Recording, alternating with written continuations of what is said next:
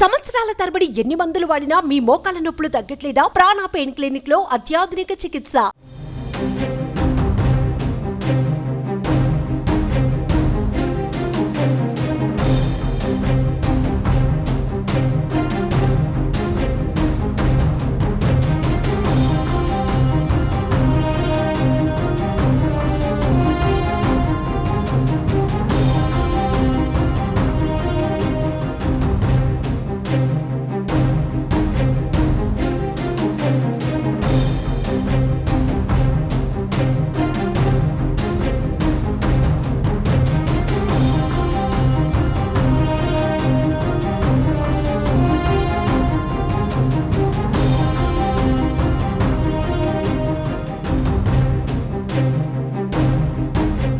TDP అధినేత Chandrababu union public service commission యూపీఎస్సీకి సంచలన లేఖ రాశారు. ఎన్నికల నిబంధనలకు విరుద్ధంగా జరుగుతున్న ఐఏఎస్ కన్ఫర్మేషన్ ప్రక్రియను వాయిదా వేయాలని లేఖలో కోరారు.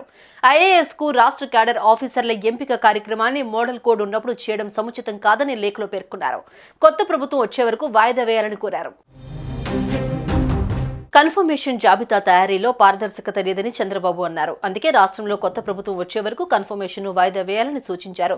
సీఎంఓలోని వారికే పదోన్నతులు పరిమితం చేశారని చంద్రబాబు ఆరోపించారు. కన్ఫర్మేషన్ జాబితా తయారీలో పారదర్శకత లేని కారణంగా పునఃపరిశీలించాలని లేఖలో విజ్ఞప్తి చేశారు.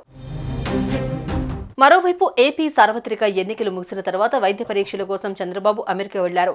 మాచర్లలో ఎమ్మెల్యే పిన్నెల్లి రామకృష్ణారెడ్డి ఈవీఎంను ధ్వంసం చేస్తుంటే ఆయనకు ఎదురెళ్లి TDP polling agent Namburi Seshagiri Rao అడ్డుకున్నారు. అయితే ఆ తర్వాత అతనిపై పిన్నెల్లి అతని అనుచరులు గొడ్డలతో తీవ్రంగా దాడి చేసి గాయపరిచారని టీడీపీ నేతలు ఆరోపించారు. పోలింగ్ ఏజెంట్ నంబూరి శేషగిరిరావును చంద్రబాబు 2 రోజుల క్రితం అమెరికా నుంచే ఫోన్ చేసి పరామర్శించారు. ఈ ఎన్నికల్లో ఎన్డీఏ కూటమి తప్పకుండా విజయం సాధిస్తుందన్న ధీమాలో చంద్రబాబు ఉన్నారు. విదేశీ పర్యటనను ముగించుకుని 4-5 రోజుల్లో ఏపీకి వస్తారని సమాచారం. ఆ తర్వాత ఎన్నికల ఫలితాలు, రాష్ట్రంలో ఉన్న పరిస్థితులపై పార్టీ క్యాడర్తో చంద్రబాబు సమీక్షించనున్నట్లు తెలుస్తోంది. ఈ క్రమంలో ఐఏఎస్ కన్ఫర్మేషన్ ప్రక్రియను వాయిదా వేయాలని యూపీఎస్సీకి లేఖ రాశారు. సుమన్ టీవీలో మీ పర్సనల్ అండ్ బిజినెస్ ప్రమోషన్స్ కోసం కింది నెంబర్కి కాంటాక్ట్ చేయండి.